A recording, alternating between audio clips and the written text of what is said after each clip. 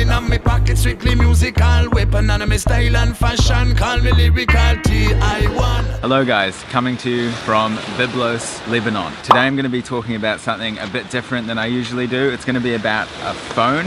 Keeping in mind that the company Banggood.com that sent me this phone, I'm not getting paid by them to say what I'm about to say, but they did send me a phone just to keep it transparent with you guys. Take away from that what you will. So the phone I'm using is the OnePlus 5. If you don't know OnePlus, it's kind of a new-ish independent company.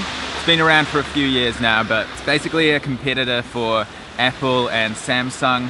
They basically make really high quality phones for a lot less. It has one of the fastest fingerprint scanners that you can get, and it's got a nice big screen, which is what I like. They actually use Sony cameras in these, and it's got a telescopic zoom in it, so it's just crazy what they're putting into phones these days. So I've been using this phone for the best part of a month now, and I'm so blown away by its design. It's like super sleek. A lot of people have related this phone to an iPhone 7, but basically the Android version in terms of how it looks. But personally, I way prefer Android.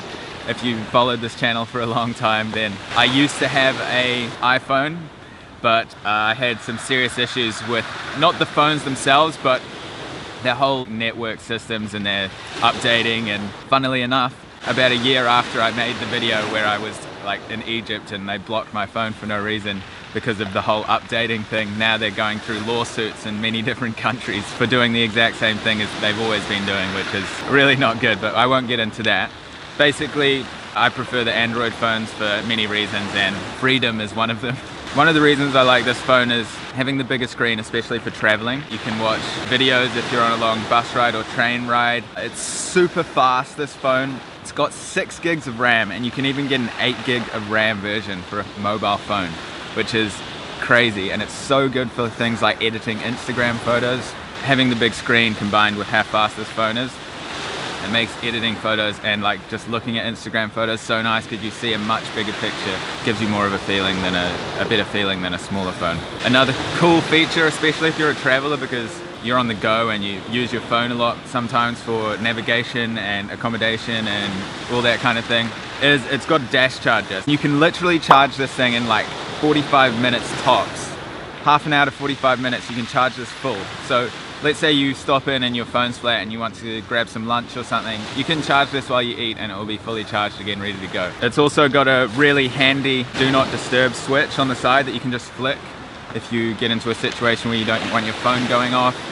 You don't have to go into any settings, you just flick it, and that's super handy. It's got the volume controls on the side as well, so if you're listening to music you can just put your hand in your pocket and adjust the volume, which is really good because I listen to a lot of music while traveling, and not having to get the phone out and adjust the volume by hand, that's super handy. I want this to be a fair review, so I'm just trying to think of some things that I don't like about the phone. Possibly the design around the camera.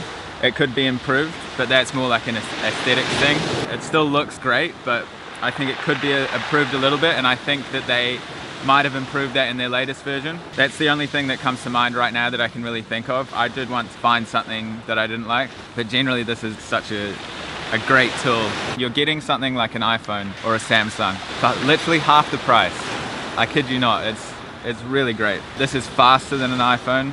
I don't want to turn this into some kind of an iPhone Android battle in the comment section, but for me personally, I'm an Android kind of guy these days. I'm going to leave the links down below and you can go to Banggood.com, who kindly sent me this phone. A big help to the channel, guys, because the phone's actually really important for the YouTube videos. I can go and answer comments to you guys when I'm in a bus or something, and a fast phone for that is so much less frustrating when you're trying to go through comments and the phone's freezing and stuff like some of my old phones did. This one much faster.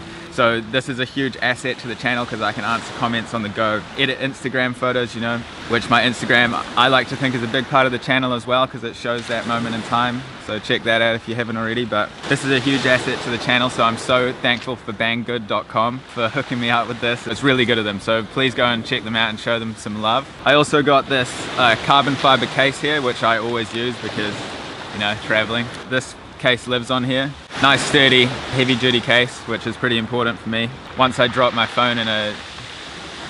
we won't get into that. Thanks for watching this little tech review. Let me know if you like the tech reviews. I know this is like a travel related channel, but I like to diversify sometimes. and I will see you tomorrow for another video. Thank you guys so much. In case I don't see you, good afternoon, good evening, and good night.